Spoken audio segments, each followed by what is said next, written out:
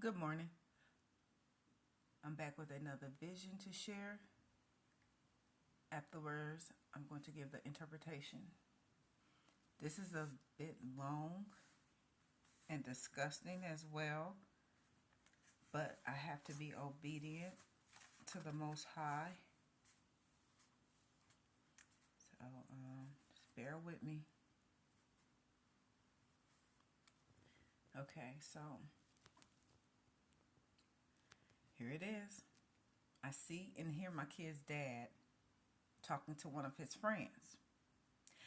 And the friend invites my kid's dad and my kids to his church.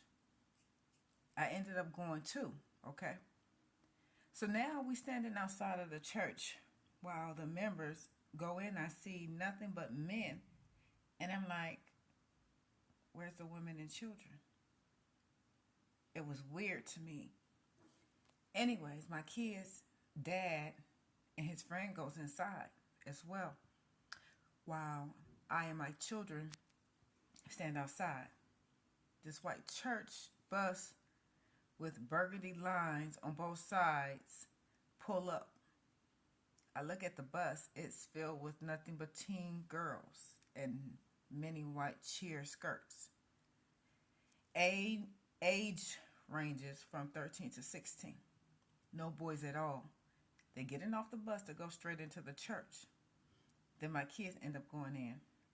I stood there for a minute trying to figure out what's going on. Then I was led by the Lord to go in and get my kids. So I walked in the church. I didn't see nobody. I immediately got sick to my stomach. That's when I knew something was really, really wrong. I'm like, where are my kids? Where is everybody? I started to walk down the hallway, turned the corner. My youngest roaming the hallway all happily by herself. I'm like, where is your sister and brother? Your dad and his friend? And the members? I ended up walking down further through the hallway, opened the door, and my son was in there by himself. I asked him, was he all right? He said, yeah. And then I asked him, where is everybody? He didn't know. We walked out that room. I closed the door. One of the members I seen walking. I asked him, where's my daughter and everybody? He kept walking like he didn't hear me. So I told both of my kids to stand together and don't move. I walked back to the other part of the hallway, opened this door to this other room. I was directed to enter. And boy, when I opened that door, it killed my spirit. All those girls, including my daughter, was locked down, laying on their backs. All you can see was these girls waist down.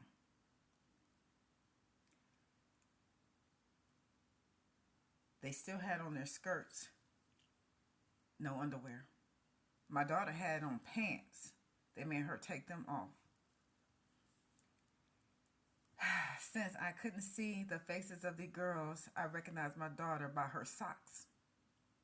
On the side of me was anger, but I kept it cool. I didn't want these men to try anything. Then I see another one of those men, and I said to him, give me my daughter. Give me my daughter now. I won't say anything. My plan was to get my daughter first. I wasn't leaving without her. Then called the police. And that was the end of that vision. Now the interpretation of this vision is that there are churches that have these rooms for these kind of activities.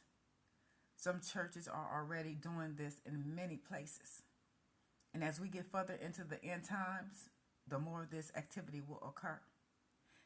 There will be fathers, friends of the fathers, grandfathers, uncles, male figures you would never think will be doing this.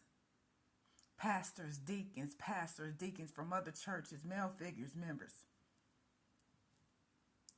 of other churches. These men are all molesting these girls, ages 13 through 16. This has been going on for decades, many, many years. at all kinds of churches, at churches you think is really for the Lord, are involved. Men came and are still coming into this sick agreement to this day from decades ago. Those who drive the church bus are involved as well. Again, the white skirts represents pure innocence, clean. They want girls that haven't been touched, meaning virgins. And the reason for the thing that was holding them down is so these men can't be seen or identified who was committing these sexual acts. For instance, if a father wanted to molest his daughter or niece, she would never know it was her dad or uncle. And the skirts was